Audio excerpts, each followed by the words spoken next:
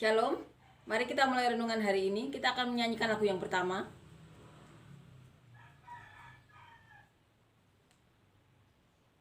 Belum pernah ada kasih di dunia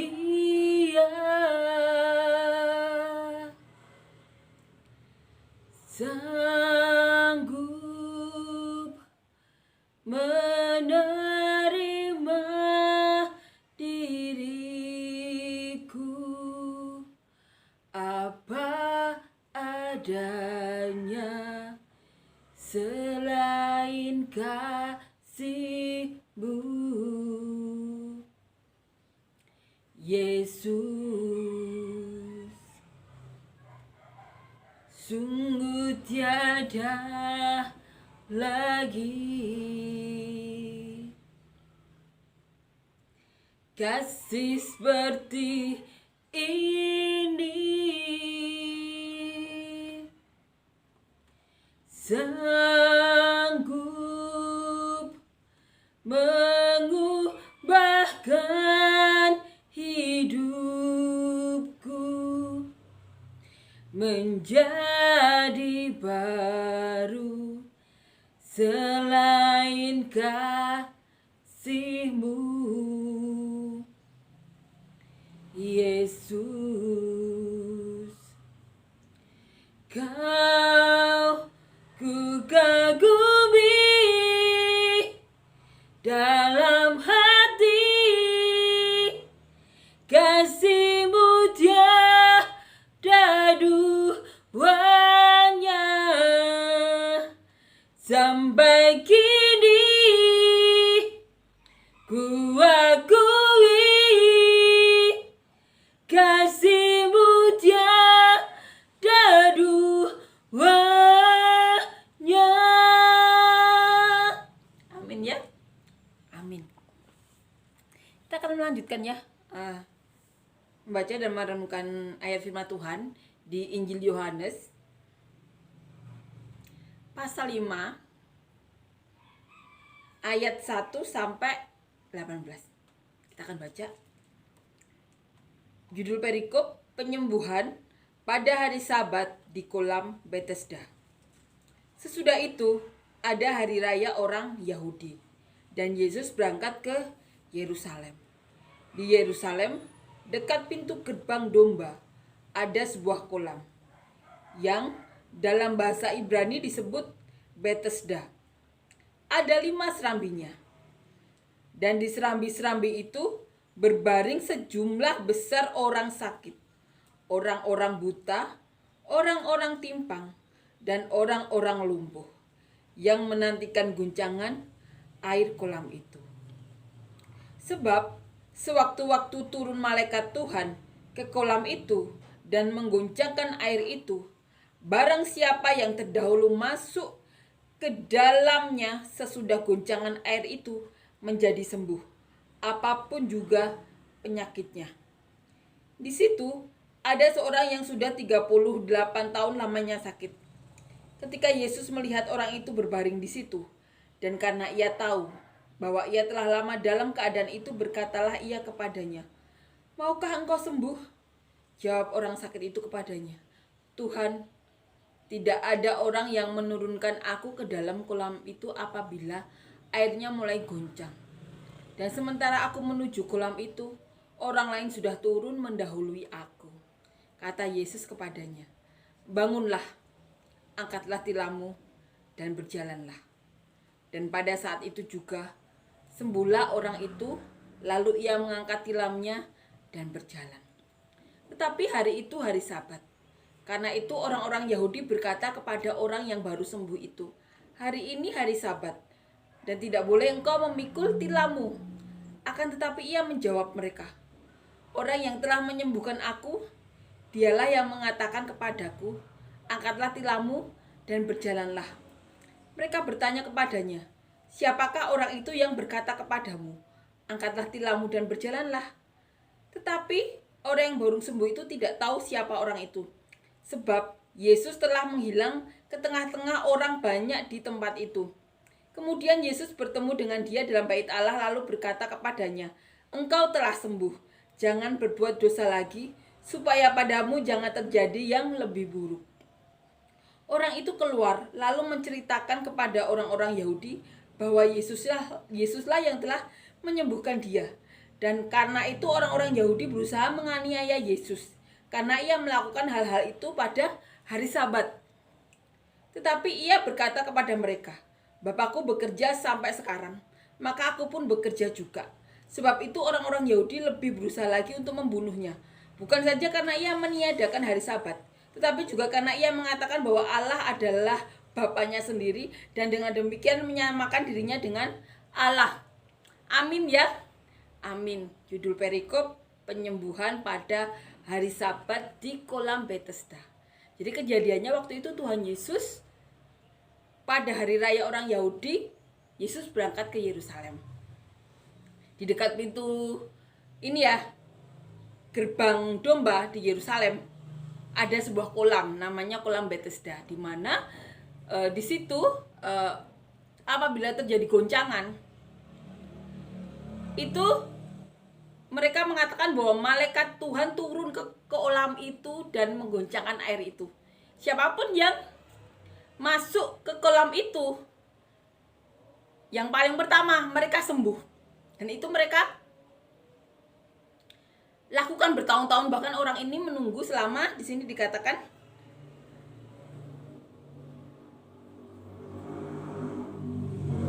sudah ada orang yang sakit 38 tahun lamanya di situ. Jadi orang ini sakit 38 tahun dan sudah lama di situ menunggu agar air itu goncang. Jadi saat dia melihat orang lain sembuh, dia hanya bisa melihat karena apa? Saat dia berjalan, pasti ada orang lain yang lebih dulu masuk ke kolam tersebut. Nah, saat itu Tuhan Yesus melihat orang ini. Dan Yesus berkata, "Maukah kamu sembuh?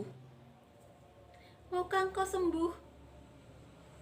Itu pertanyaan Tuhan Yesus kepada orang yang sakit tersebut. Saat itu orang tersebut tidak tahu bahwa itu Tuhan Yesus.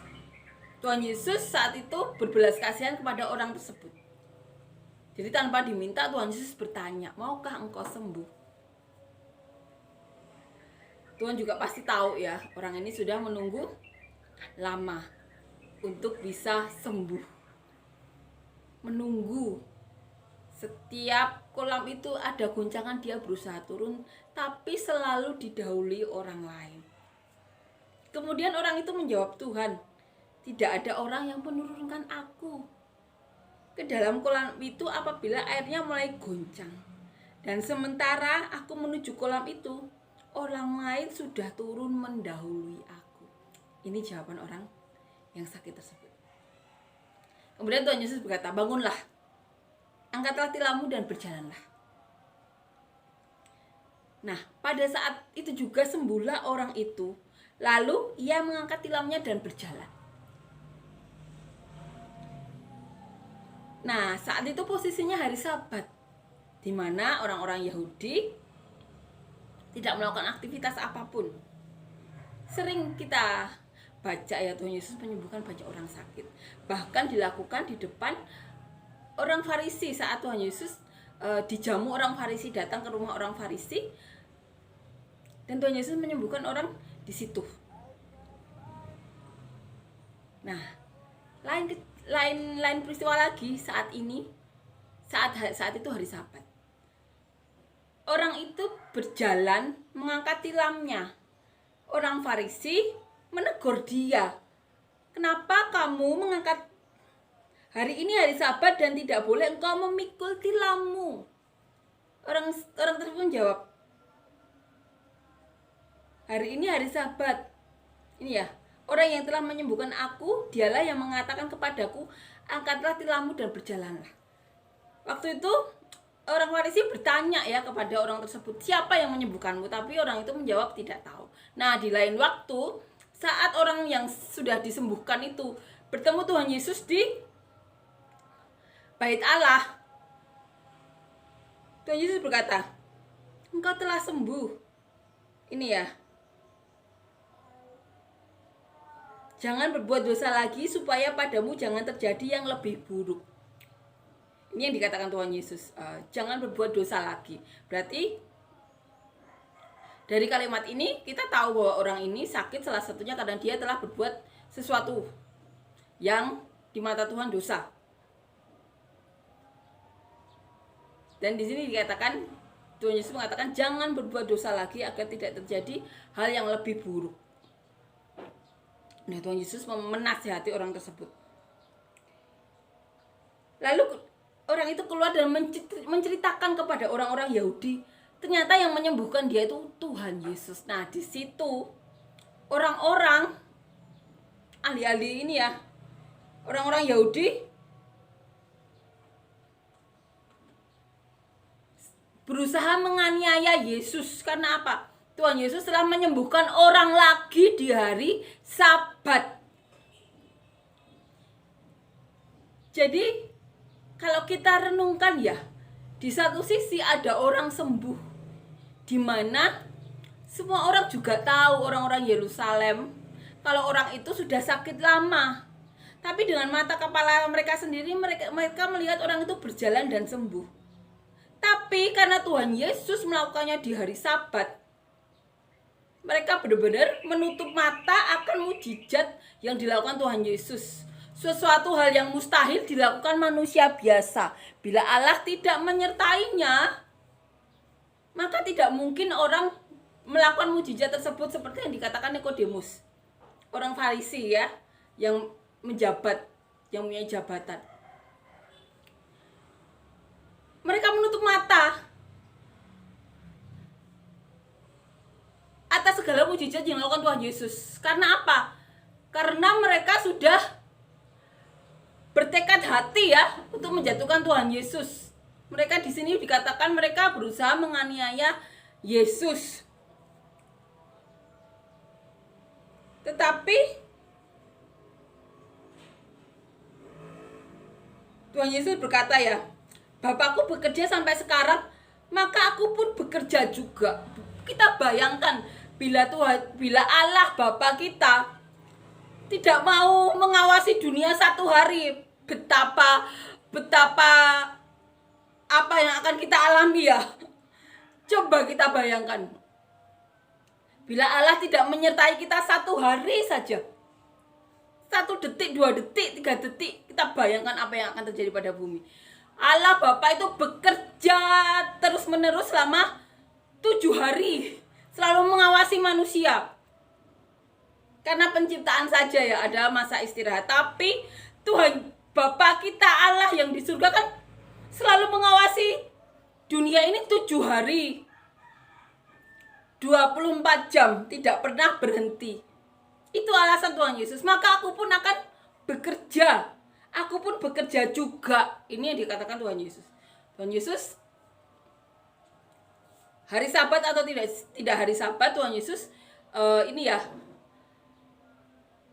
selalu melakukan mukjizat. Karena orang-orang saat itu belum tahu kalau Tuhan itu adalah rahmat dan belas kasihan. Tuhan Yesus berdiri di atas hukum Taurat. Tuhan Yesus ini yang menggenapi hukum Taurat tersebut. Tapi Tuhan Yesus tidak di bawah hukum Taurat. Tuhan Yesus di atas hukum Taurat. Siapapun yang berada di dalam Tuhan Yesus tidak ada di bawah hukum Taurat. Orang-orang saat itu belum tahu mengenai hal tersebut. Sebab itu orang-orang Yahudi lebih berusaha lagi untuk membunuhnya. Ini yang dikatakan Tuhan, orang-orang Yahudi lebih berusaha lagi untuk membunuh Tuhan Yesus. Mereka mencari celah. Mereka mencari segala cara untuk bisa membunuh Tuhan Yesus.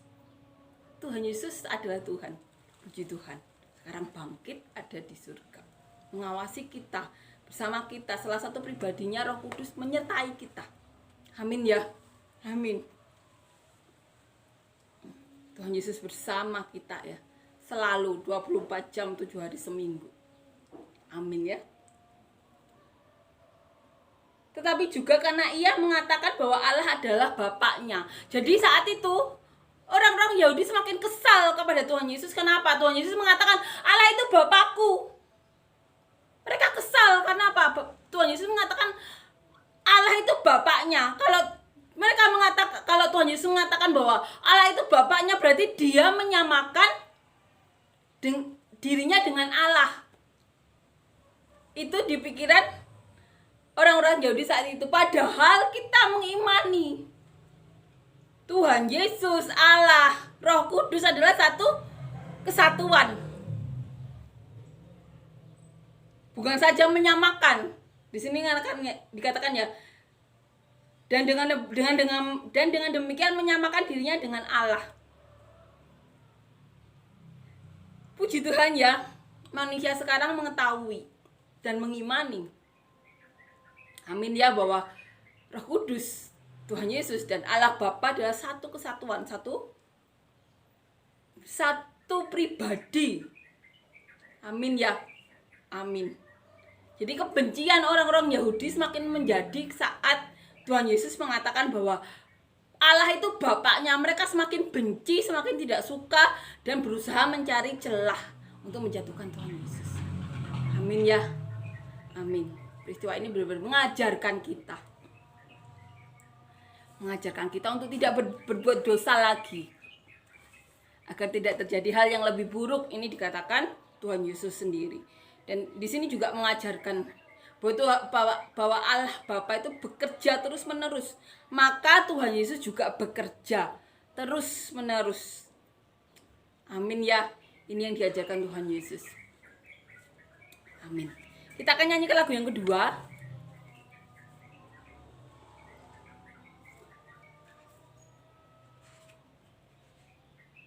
Jangan lelah bekerja di ladangnya Tuhan. Roh Kudus yang beri kekuatan, yang mengajar dan menopang. Tiada lelah bekerja bersamamu Tuhan, yang selalu mencukupkan atas segalanya. Ratakan tanah bergelombang, timbunlah tanah yang berlubang, menjadi siap dibangun di atas dasar iman. Amin ya.